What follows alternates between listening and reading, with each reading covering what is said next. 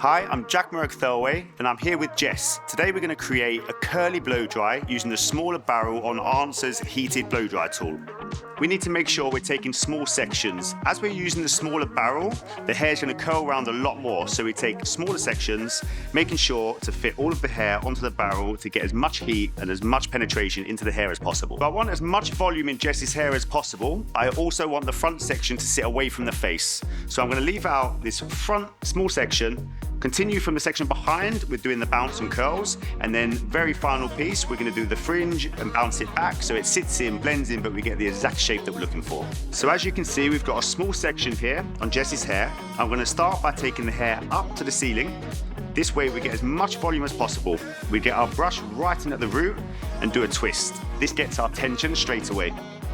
Start by pulling through the hair, nice and slow to make sure the heat is penetrating. As you can see, I'm holding onto the cold tip so my finger's not getting burnt and it's keeping it nice and safe. Make sure all the hair is wrapped in, then we start to roll. Take it right down to the root and hold it tight with a good tension to make sure that the heat is penetrating the hair. We hold this for about 15 to 20 seconds, should be a good amount of time for it to really get hot and set. Once we start to release this hair from the brush, a great idea is to roll it around your fingers like so and hold for again about 10 to 15 seconds to really let it set and get cold. This helps the hair to stay in shape, and then when we brush it out we get lots of curls. Once you feel that your section has cooled down, we can then move the section to the other side of the head, which allows us enough space to create another section underneath. Repeating exactly the same process as the previous section, we do section underneath, brush in at the root with a twist, keeping the tension and pulling through the hair.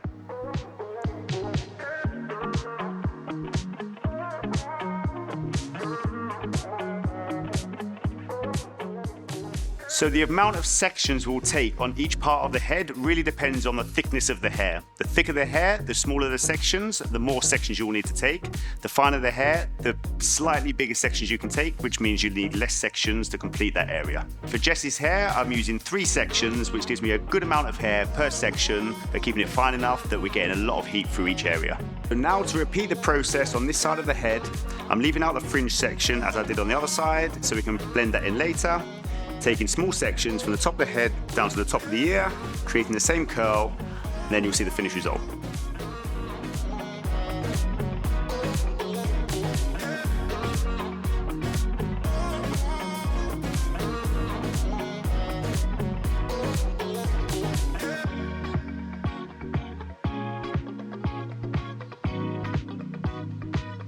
We've finished with our movement and our curls. We're going to go in and give a perfect fringe to add finishing touches to this beautiful look. We'll take our fringe in one section. We're going to roll it up away from the root so we get as much volume as possible. And the same technique as we've done for the rest of the hair. Roll in the ends to get some good heat.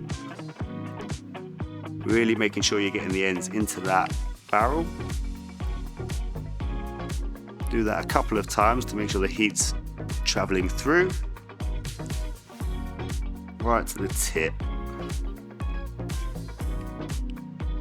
and then we hold it again for 15 to 20 seconds, always making sure we've got a good tension on the brush to make sure that heat's really getting through the hair. When we release the fringe, I always like to give a little roll at the end just to make sure we've got a nice shine and really take it out.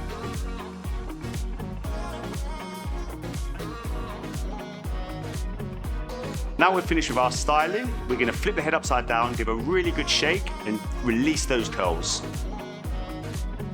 So this is the finished look, the bouncy blow dryer with ANSWR's small barreled heated tool. Hope you love it as much as we do.